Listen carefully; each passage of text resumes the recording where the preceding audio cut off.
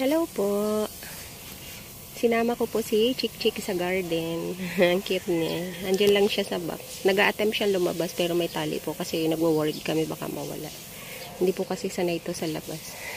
Sinama ko lang po siya kasi para may kausap ako. Ayan o, amaze na amaze siya eh. Hindi po kasi ito nakakalabas. Doon lang po sa namin compound. Nakatali po siya. Ayan. Diyan lang ikaw, bibi, ha? Hakutin lang ni mami yung plant sa labas, ha?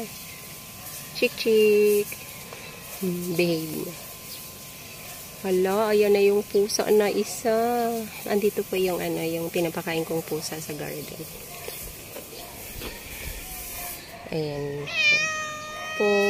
Ay, naku, baka awayin mo si Chick-chick ko. Chick, may pusa. Ayan yung si Goldmine, no? Nakaawayin ka.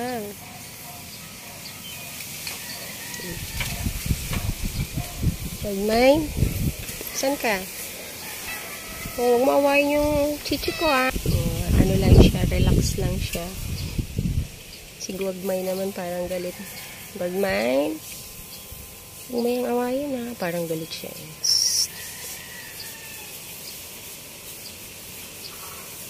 Goldmine?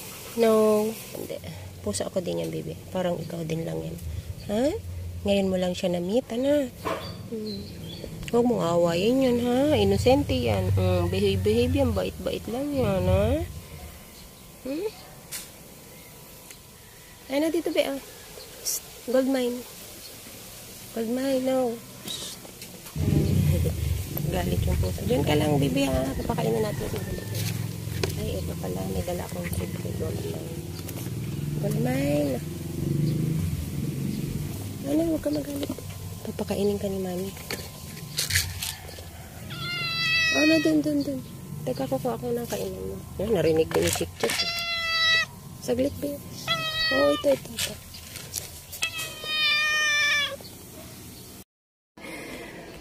Ayan siya, nasa box lang siya. Nagagalit siya dun sa pusa ko dito sa garden. Hindi naman siya inaano. Magpapak lang ako, guys, ng aking halaman. Sinama ko lang po siya kasi para may libangan po ako dito. Ito po yung order ko today. Repeat order po to. Isang tao lang. Si Ma'am Priscilla ng Parañaque City.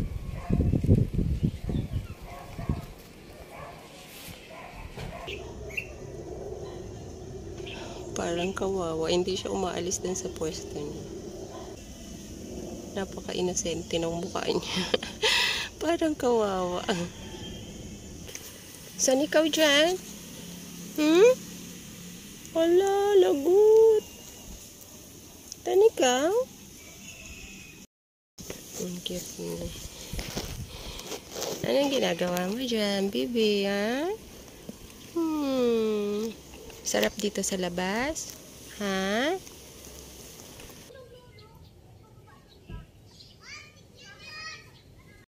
Wait lang. Si Goldmine naman, anak. Tayo ang balahibos.